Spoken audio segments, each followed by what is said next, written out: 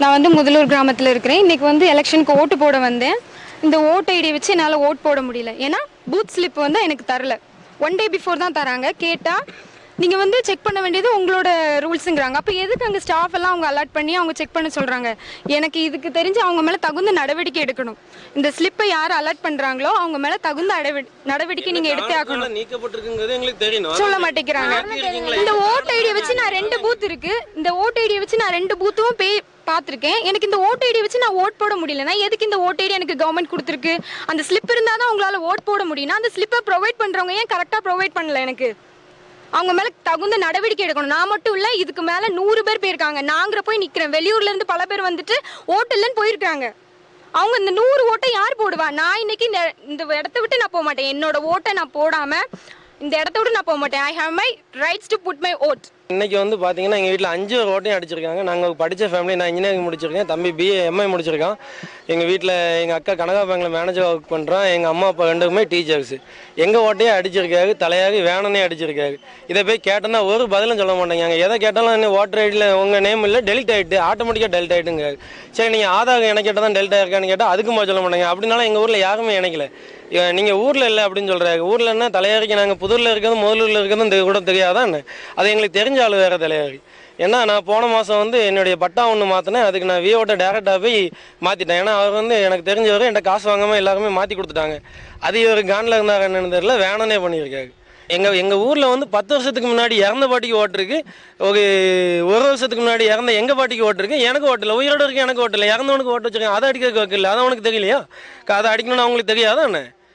கூடுதல் தகவலை செய்தியாளர் மணிகண்டன் வழங்கி கேட்கலாம். மணிகண்டன், கிட்டத்தட்ட 100 பேருக்கு இந்த வாக்காளர் பட்டியலில் பெயர் இல்லை என்ற காரணத்தால் திருப்பி அனுப்பப்படுகின்ற நிகழ்வு என்பது கவனத்தை ஈர்த்திருக்கிறது. நடந்தது என்ன? 100 பேருக்கு அந்த பெயர் தவறியதற்கான காரணம் என்பது குறித்து அதிகாரிகள் என்ன சொல்றாங்க? நிச்சயமாக பிரவீன், தூத்துக்குடி மாவட்டம் சாத்தான்குளம் அருகே உள்ள முதலூர் மிகாவில் மேல்நிலைப் பள்ளியில் இன்று அதிகாலை 7 மணி முதல் வாக்காளர்கள் வாக்குப்பதிவு தொடங்கி மும்முரமாக வாக்குப்பதிவு நடைபெற்று வருகிறது.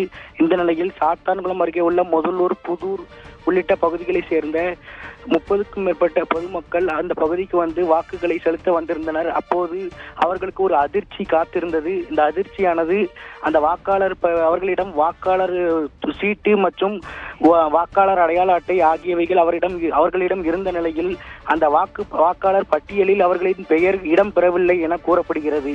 இந்த நிலையில் அவர்கள் வாக்களிக்க சேர்ந்த பகுதியை சேர்ந்த மக்கள் சென்றபோது அங்கிருந்த அதிகாரிகள் வந்து உங்கள் பெயர் வந்து இந்த வாக்காளர் பட்டியல் இல்லாதனால நீங்க இங்க வாக்கு செலுத்த முடியாது என கூறியுள்ளனர்.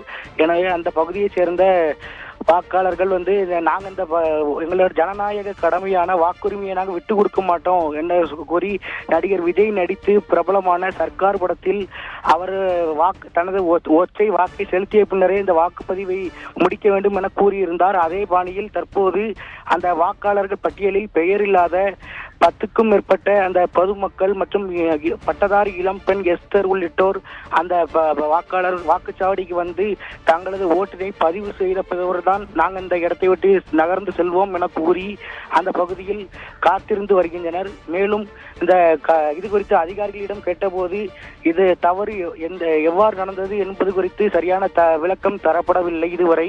மேலும் இந்த சம்பவத்தால் அப்பகுதியில் பெரும் பரபரப்பு ஏற்பட்டுள்ளது. மேலும் தங்களது வாக்கினை செலுத்த அனுமதித்தால் மட்டுமே இந்த இடத்தை விட்டு நகர்வோம் என அமைதியான முறையில் அப்பகுதி இந்த பட்டியலில் இடம்பெறாத வாக்காளர்கள் அங்கு காத்திருந்து வருவதால் பெரும் பரபரப்பு ஏற்பட்டுள்ளது. இது குறித்து தூத்துக்குடி மாவட்ட ஆட்சியருக்கும் தகவல் தெரிவிக்கப்பட்டுள்ளதாக அதிகாரிகள் தகவல் தெரிவித்துள்ளனர். பிரவீன்.